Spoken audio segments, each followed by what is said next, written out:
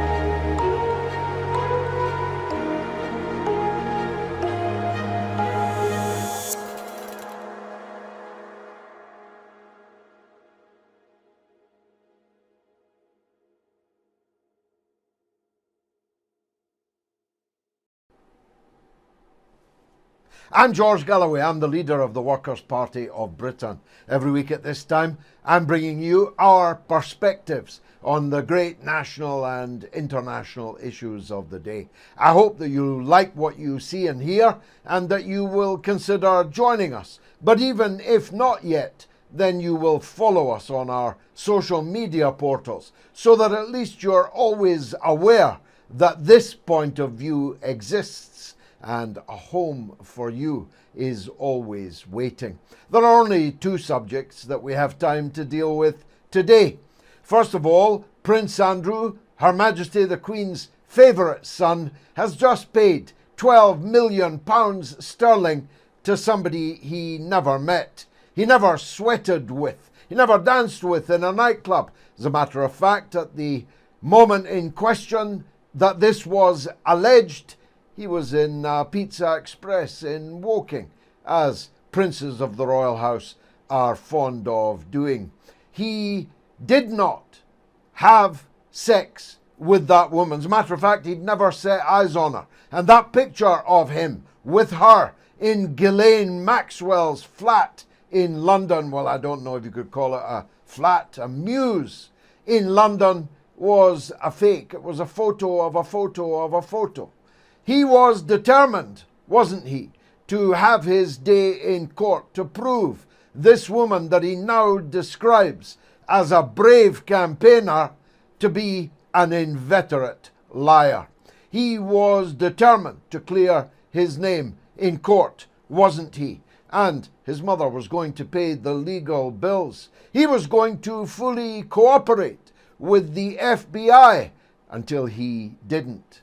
And now he's paid £12 million in hush money. Money that, of course, originates with the British people themselves in order to stop the court case going any further. You'd need a heart of stone not to laugh in some ways, but the whole Epstein, Ghislaine Maxwell, Prince Andrew, President Clinton, Prime Minister Ehud Barak nexus is far from a laughing matter. This nexus was involved in the systematic, industrialized collection of children for the sexual edification of rich and powerful people, with Epstein videoing it in order to use the evidence later. The procurer, according to the New York courts, was Ghislaine Maxwell, the daughter of the monster, Robert Maxwell. If you want to go on my Patreon page, you can see a mini documentary I've made about that. This nexus of perverts and spies has not yet fully been exposed, and some brave and courageous people will continue to try and do it, however much money is thrown at the subjects of the sexual exploitation. Now, I mention all of that not just because, well, you'd have to have a heart of stone not to laugh, as I said, that you'd pay somebody £12 million when you've never even met them. As a matter of fact, I understand there's a queue outside Buckingham Palace right now of women that Prince Andrew has never met, but who are hoping that he'll settle with them too. He's never met me, as a matter of fact, so maybe I can make a claim also.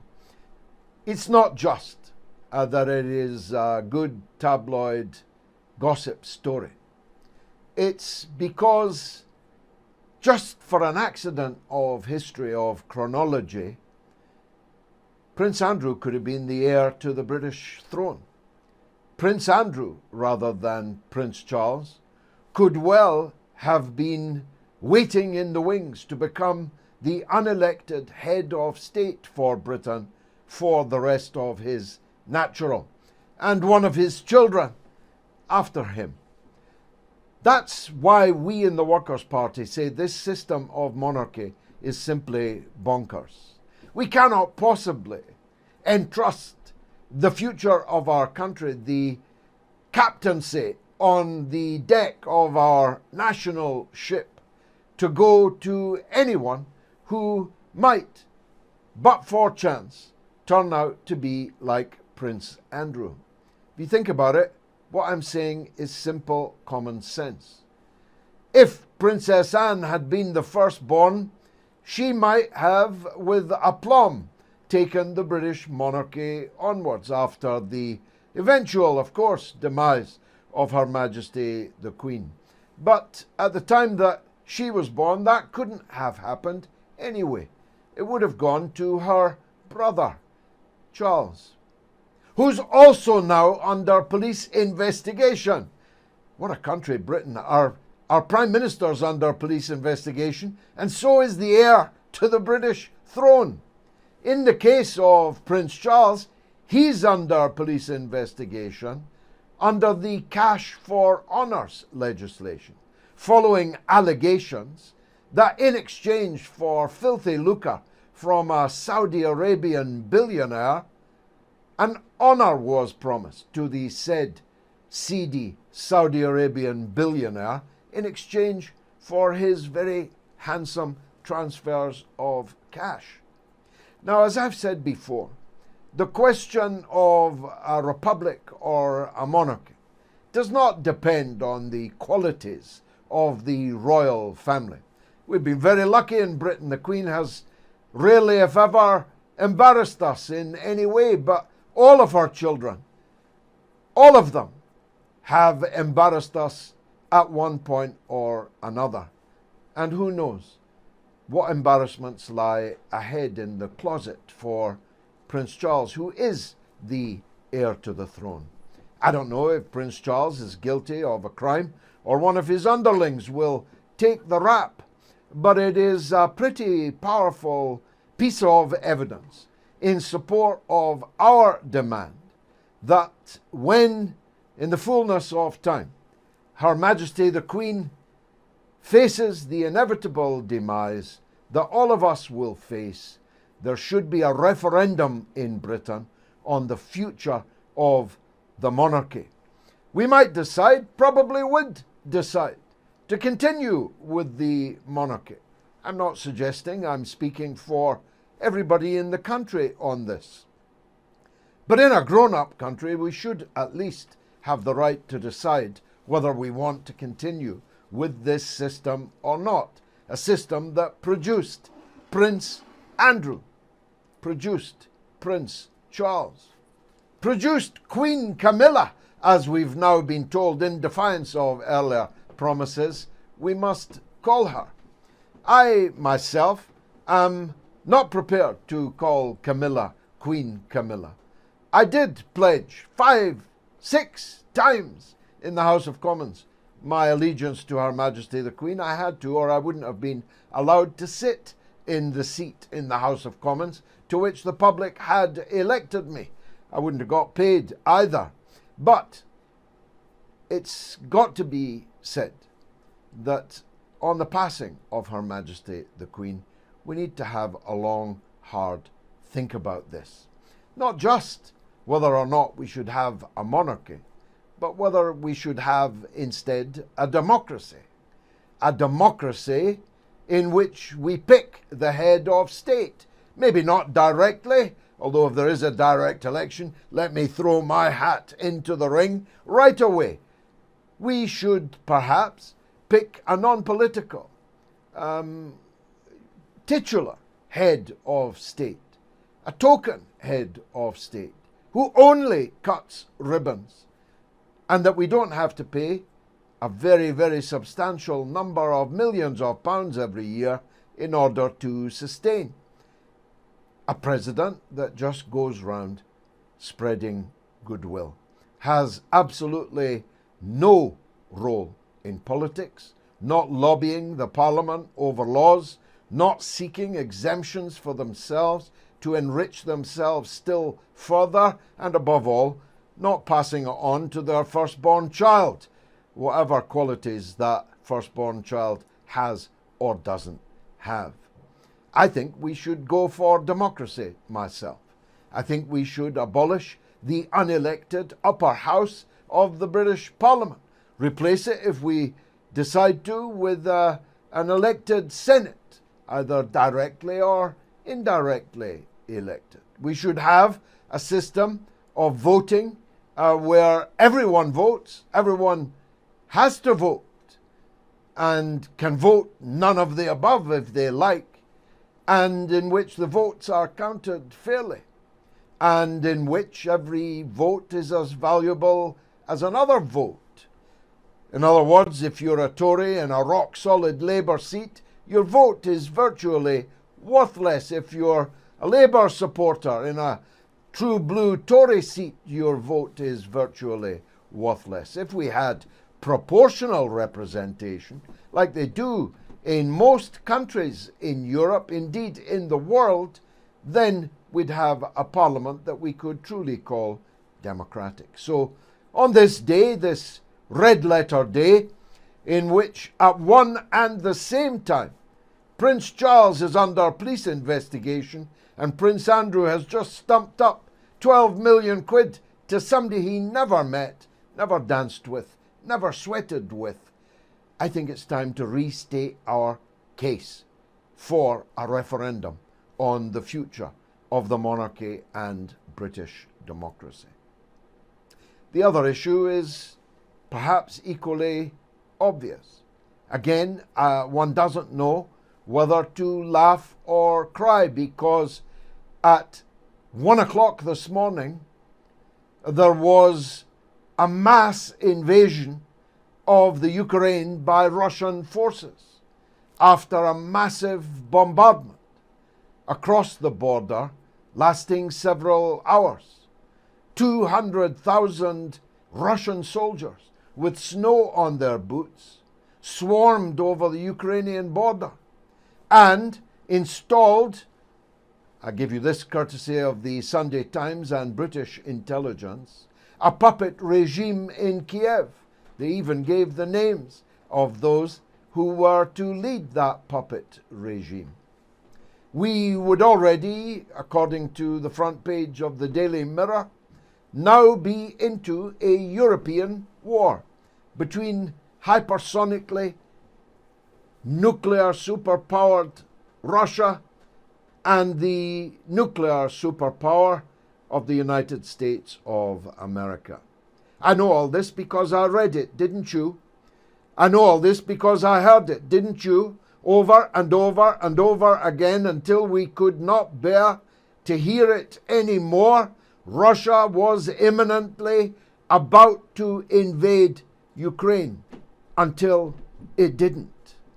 It was about to pour its soldiers over the Ukrainian border until it actually began to withdraw them back to their barracks. What is this farce, this hoax, this highly dangerous tidal wave of guff tell us about our rulers and tell us about the mass media at their disposal? What does it tell us about the proliferating think tanks hidden behind hedges of acronyms, their finances equally well shielded, who brought us the impartial analysis that the media echoed and the political class acted on? What does it tell us about that something which is rotten at the heart of the NATO alliance, and in particular of the United Kingdom and the United States of America? Because when Ben Wallace, who's apparently Britain's defence minister, said there was a whiff of Munich about the last couple of weeks, I struggled to understand what he meant. Firstly, because Munich was the Chamberlain-Hitler pact. Munich was the Britain-Nazi-Germany pact to dismember Czechoslovakia, after having promised Czechoslovakia that we would not allow Hitler to devour it. So I wondered why a British Conservative minister was bringing up Munich, as it was the British Conservative Party that actually carried out the betrayal of Czechoslovakia and of Europe and of world peace in the Chamberlain-Hitler Pact. And in this case, it was Germany that didn't want the war with Russia. It was Britain that was gagging for the war with Russia. So where does Munich come in to all of this? I'll tell you what there is, though. There's not the stench of Munich, but there is the stench of Nuremberg. Because as has even now begun to break into the mainstream right-wing media, in the Daily Mail yesterday, we are in a fully fledged political, military, and strategic alliance with a Ukraine which is infested with actual Nazis.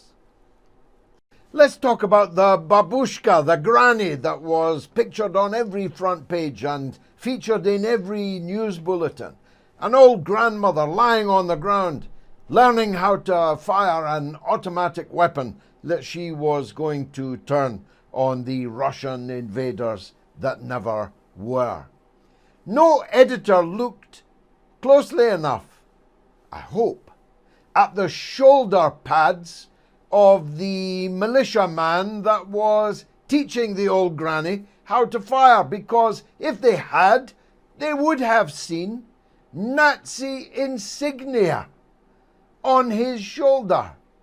The people that were putting this whole operation together were a part of the Nazi hordes that infest the Ukraine. And they're not hiding it. They openly sport their swastikas and their death's head SS insignia. Or the young woman, the sniper, that was featured in another British newspaper. Nobody looked very closely at her either. All they had to do was look at her Facebook page. Elementary, you might have thought, before trying to make her an international heroine.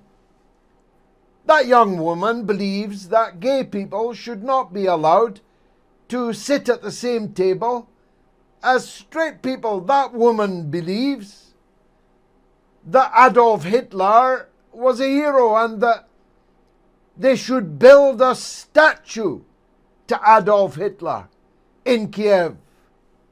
That's the kind of people that have become our friends. This immoral principle of my enemy's enemy is my friend has already gotten us into so much serious trouble in Afghanistan, in Iraq, in Libya and Syria, and many other places, and nearly helped talk us into a new European war against the superpower of Russia.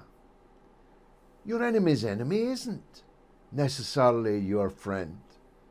Sometimes your enemy's enemy is worse than your enemy, unless you're going to say to me that the followers of the Ukrainian Nazis who massacred Ukrainian Jews and Polish Jews and Ukrainian nationals who were not Jews and Polish nationals who were not Jews, who packed onto the cattle trucks hundreds of thousands of Jews from Poland and Ukraine to the death camps of Auschwitz and others. Unless you're saying to me that your hatred of Vladimir Putin is such, you are ready literally to sleep with Satan himself, then you better take a second look at who our friends and allies are in that part of the world. Of course, it all turned out to be balderdash. And that tells you a lot about the political class that we've got and about the media echo chamber that does the job of drumbeating us all into a war psychosis. It is something that is peculiar to the Anglo-Saxon world. It exists elsewhere, but it is particular to the Anglo-Saxon world. Germany and France didn't want anything to do with war with Russia. It was Britain and the United States that was gung-ho for war with Russia. It was us, our media, that mounted wave after wave, this tidal wave of guff that I speak about. How imminent it was, what it was going to consist of, even which hour it was going to be launched on, and it was all a lie. Somebody asked me just yesterday, was it all a dream? No, it was a nightmare. But it was a nightmare that we did our best here in Britain and in the US to make into a reality. It wasn't a dream. It was a pack of lies. And this is my last point. I understand how easy it is for people who don't follow every twist and turn to be swept along by this tidal wave of guff, and to imagine that all these people cannot be telling the same lie all at the same time. Well, of course, they were, and moreover, they have. You didn't need to look in the crystal ball. You could see it in the book of the Iraq WMD story. The same people who lied to you over and over and over again, and whom in your own lives you know to be liars. Some of you are supporters of Boris Johnson. You know they're lying about Boris Johnson. Some of you are opponents of Keir Starmer, like me. You know they're lying about Keir Starmer. You know that they're lying about many things, Brexit, many things in your own life. So why do you imagine that they're telling you the truth about Russia, about Ukraine? But you do know one source that was right then and is right now. You do know one person that told you the truth back then and is telling you the truth right now. You know that person. And I'm now the leader of a very fast growing body of men and women in Britain who have decided to come together, always to tell the truth and to fight for the rights of workers. I hope that you'll join us. If you can't yet, then at least you will follow us and you'll spread the word that these broadcasts on a Wednesday evening at 8 o'clock are well worth watching. I've been George Galloway for the Workers' Party of Britain. You have been a wonderful audience. Thanks for watching.